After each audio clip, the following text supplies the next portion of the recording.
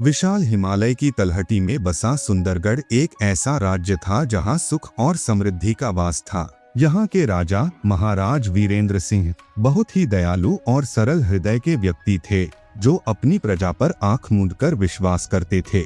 राजा का मानना था कि उनके राज्य में हर कोई उनकी तरह ही ईमानदार और वफादार है। लेकिन राजा की इसी सरलता का फायदा उठाने के लिए उनके दरबार में एक बहुत ही चतुर और धोखेबाज मंत्री मौजूद था।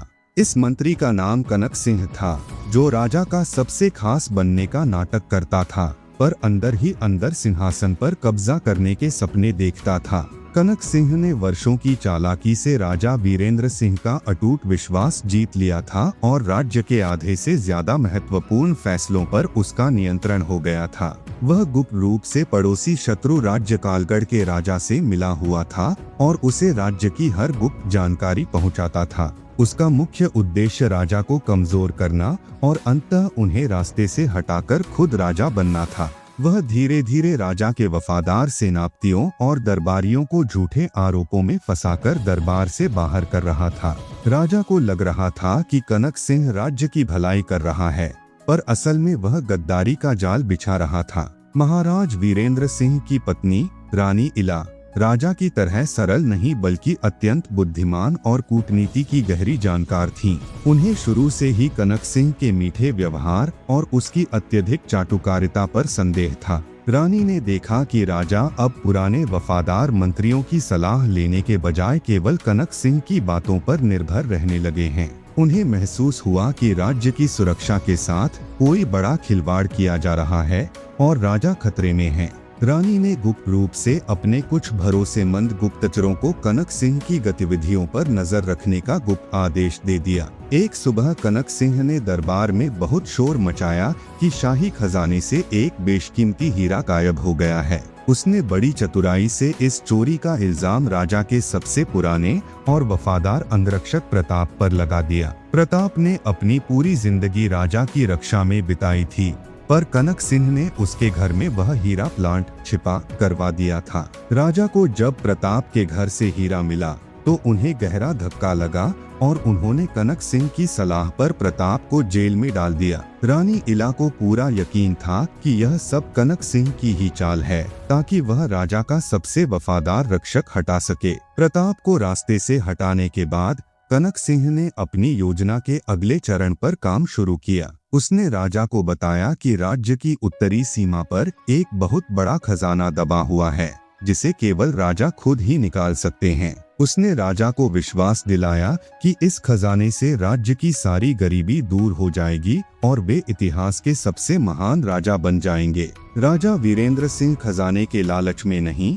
बल्कि अपनी प्रजा की भलाई के लिए उत्तरी सीमा की यात्रा पर जाने के लिए तैयार हो गए। रानी इला को समझ आ गया था कि यह राजा को महल से दूर ले जाकर उनकी हत्या करने की एक सोची समझी साजिश है। रानी इला ने राजा को रोकने की कोशिश की, पर राजा कनक सिंह के जादू में पूरी तरह से फंस चुके थे। जब रानी ने देखा कि राजा नहीं मान रहे, तो उन्होंने खुद भी राजा के साथ जाने का फैसला किया ताकि वे उनकी रक्षा कर सकें। रानी ने अपने उन गुप्तचरों को आदेश दिया जिन्हें उन्होंने प्रताप की गिरफ्तारी के बाद सक्रिय किया था। उन्होंने उन वफादार सैनिकों का एक छोटा दस्ता तैयार किया जो भेष बदलकर राजा के काफिले के पीछे पीछे चलने वाले थे। रानी ने कनक सिंह को यह एहसास नहीं होने दिया कि उन्हें उसके धोखे की पूरी जानकारी है और वे उसका खेल खत्म करने वाली हैं।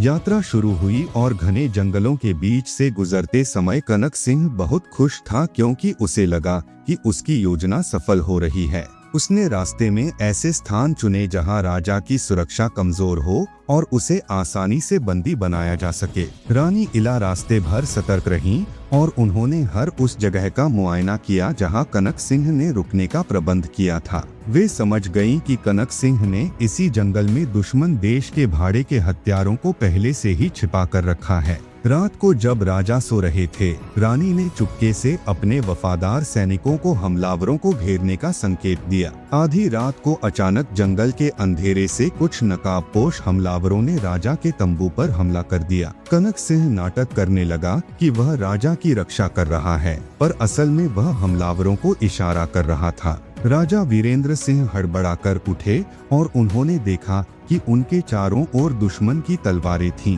कनक सिंह ने अपनी तलवार म्यान से निकाली और राजा की ओर बढ़ते हुए बोला, महाराज, अब आपका समय समाप्त हुआ।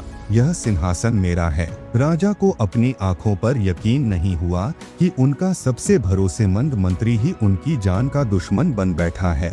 जैसे ही कनक सिंह राजा पर वार करने वाला था, रानी इला की जादुई ढाल और उनके वफादार सैनिकों ने हमलावरों को चारों ओर से घेर लिया। रानी खुद हाथ में तलवार लेकर सामने आई और कनक सिंह के हाथ से तलवार छीनकर उसे जमीन पर पटक दिया। कनक सिंह सन्न रह गया, क्योंकि उसे अंदाजा भी नहीं था कि रानी ने उसके खिलाफ इतनी मजबूत घेराबंदी कर रखी है। राजा वीरेंद्र सिंह को अब समझ आया कि उन्होंने किस सांप को दूध पिलाया था और रानी ने उनकी जान बचा ली है। दुश्मन के भाड़े के सैनिक रानी के प्रशिक्षित योद्धाओं के सामने एक पल भी नहीं टिक पाए और उन्होंने हार मान ली। पकड़े जाने के बाद भी कनक सिंह ने अपनी चतुराई नहीं छोड़ी और वह राजा के पैरों में गिरकर रोने लगा। उसने कहा, महाराज, यह सब रानी साहिबा की चाल है।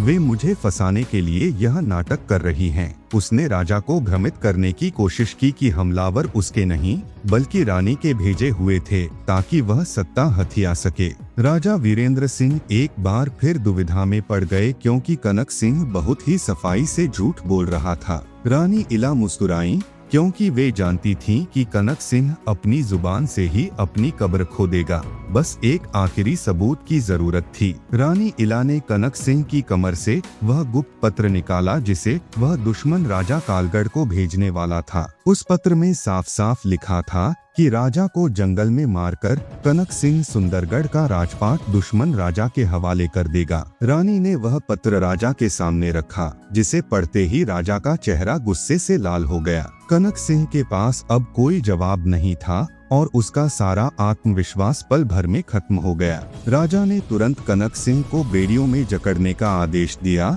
और अपनी आंखों से पर्दा हटने पर रानी का आभार व्यक्त किया। राजा वीरेंद्र सिंह रानी इला और वफादार सैनिकों के साथ वापस महल लौटे, जहां पूरी प्रजा को मंत्री की गद्दारी का पता चल चुका था। राजा ने सबसे पहले अंगरक्षक प्रताप को जेल से रिहा करवाया और उससे माफी मांगी कि उन्होंने एक गद्दार की बातों में आकर उस पर शक किया। कनक सिंह को भरे दरबार में पेश किया गया ताकि जनता खुद उसकी सजा का गवाह बन सके। रानी इला ने दरबार में कनक सिंह की उन सभी संपत्तियों का विवरण पेश किया जो उसने प्रजा को लूटकर बनाई थीं। राजा ने फैसला किया कि कनक सिंह को ऐसी सजा दी जाएगी जो भविष्य के लिए एक मिसाल बने। राजा ने कनक सिंह को मौत की सजा नहीं दी, बल्कि उसे राज्य से बेइज्जत करके बाहर निकालने और उसकी सारी संपत्ति जब्त करने का आदेश दिया। कनक सिंह के मुंह पर कालिख पोतकर उसे गधे पर बिठाकर पूरे शहर में घुमाया गया ताकि हर कोई एक गद्दार का चेहरा देख सके।